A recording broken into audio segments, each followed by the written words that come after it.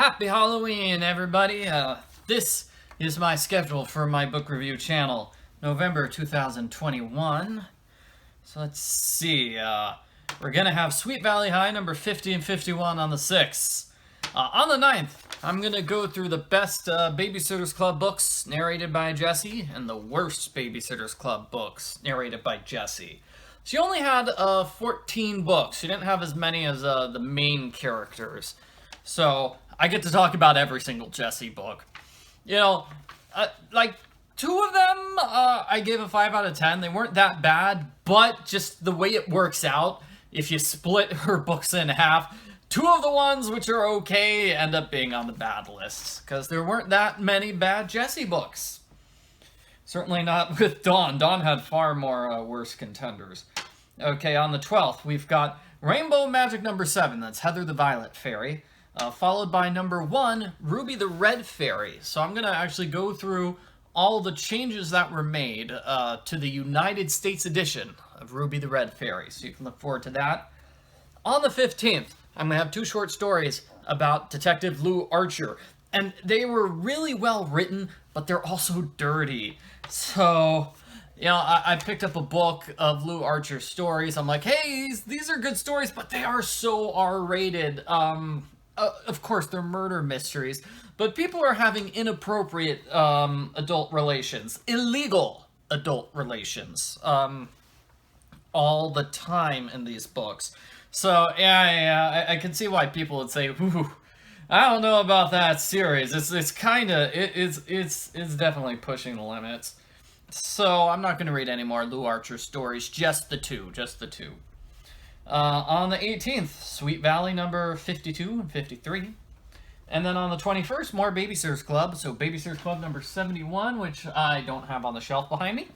Marianne Breaks the Rules, which is one where Marianne and her boyfriend are babysitting together, but then the Coons, that's who they're babysitting for. Mrs. Coon comes in and she's like, oh my gosh, Marianne and her boyfriend were here together? Oh, they must have been making out instead of watching the kids. And Marianne says nothing. She just lets herself get accused of inappropriate behavior. And then at the end of the book, she finally sticks up for herself. Okay.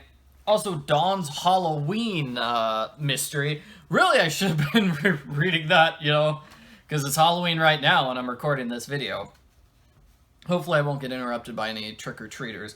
But Dawn's Halloween mystery, not good. So Dawn just makes these dumb assumptions about the culprit. Like, well, obviously the culprit can't be a woman because women don't commit crimes. Oh, somebody was nice to me? Oh, obviously they're not the culprit. Nice people don't commit crimes. And suspect number 4, she forgets about the suspect. The book goes out of its way to set up 4 suspects, and then she completely forgets about one of them. She only checks in on 3 of them. It was a bad book. The subplots is one of those weird things. If you read all the Babysitters Club books in order, you can get annoyed by the subplots. It's like, hey, this was the subplot from the previous books. So I think it had the same subplot as the Marianne Breaks the Rules book. But if you're reading the books out of order, it doesn't really bother you that they're doing the same stories over and over again, because you're not reading them all in a row. Okay, on the 24th, this is going to be a little bit of a strange thing. So I'm going to do reposts, but they're different. So I'm redoing my review of Ellery Queen, The Case Against Carol, and Sherlock Holmes, The Adventure of the Abbey Grange. So instead of like the review where it's just me talking to the camera like I am now, it's going to be one of my reviews with pictures. I'm going to be setting up for next month is December, right? So I'm going to try to do a bunch of Christmas stories. It just popped into my head this month. It's like, I should have posted those Goosebumps book reviews this month for October, right? Instead of Rainbow Magic Fairy. So I'm like, I've got to do some Christmas stuff for December. So that's what I'm going to be doing, more Christmas stuff for December. And as part of it, I found one of the Ellery Queen books is just like a calendar of crime. That's the name of the book. So it's got a mystery for every single month. And the December one is a Christmas mystery, obviously. And I thought, Sherlock Holmes, The Adventures of Sherlock Holmes, also has 12 short story mysteries. So that's what I'm going to be doing for the next year. Every month, I'll read an Ellery Queen short story and a Sherlock Holmes short story. So they're going to be paired up together. Just going to do that once a month for the next 12 months. Starting on the 24th with The Case Against Carol and Adventure of Abby Grange. I just want them, I want all of the reviews to kind of match, if that makes sense. So that's why I'm redoing those 2 reviews.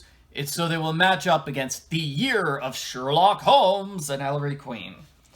Okay, on the 27th, I'm going to be posting reviews for Warrior Cats number 3 and 4, which are good. Series gets much better once the cats reach their new territory, so that's cool. And on the 30th, Warriors number 5. I haven't finished reading that, but it seems okay. And Ivy Pocket number 3, which I've been commissioned to do.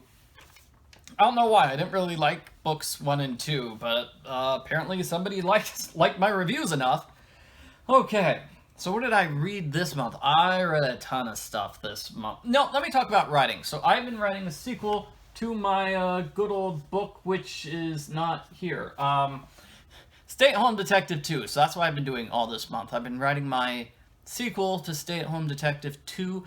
I'm on like page 110.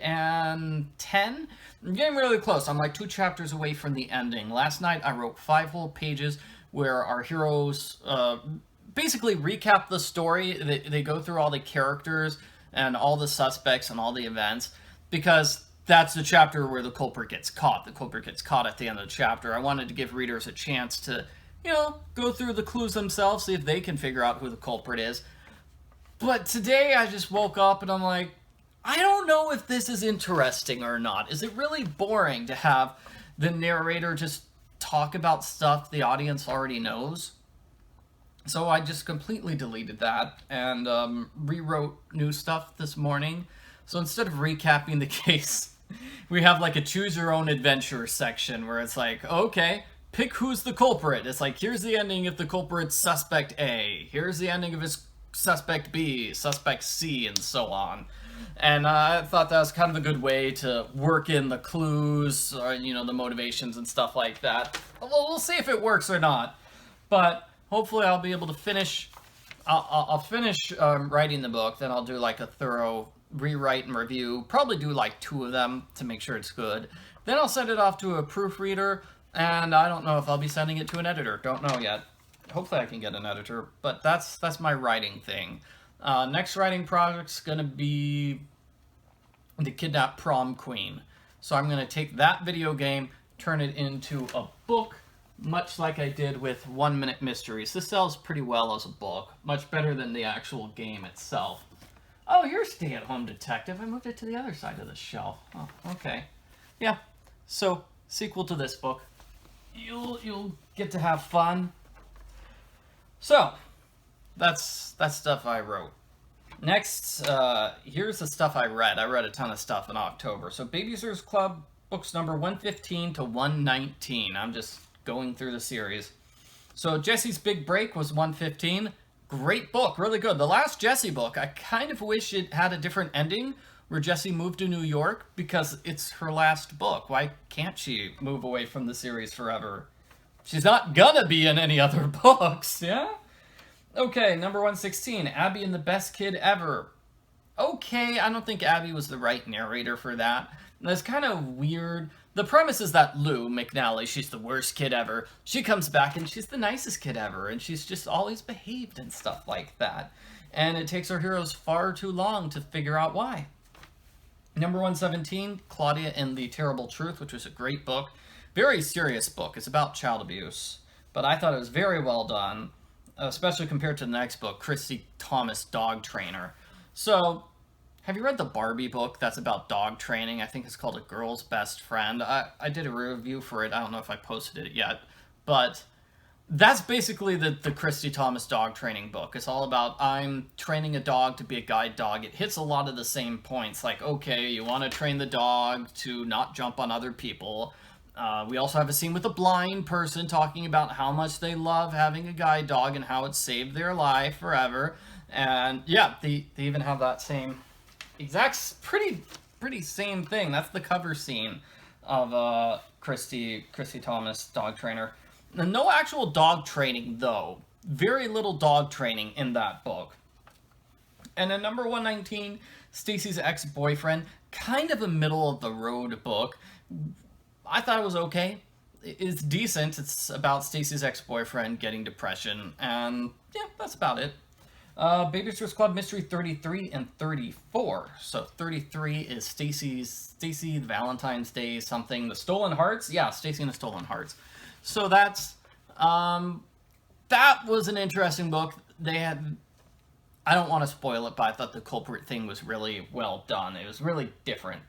And then mystery number 34 was more of a middle-of-the-line mystery where all these things are based on Edgar Allan Poe's stories. Those are the hauntings at the haunted bookstore. So there's Raven stuff, and then there's Nevermore, and then there's the Telltale Heart, the Black Cat, and then there's a ghost. I don't know which one that is, and then Annabelle Lee as well.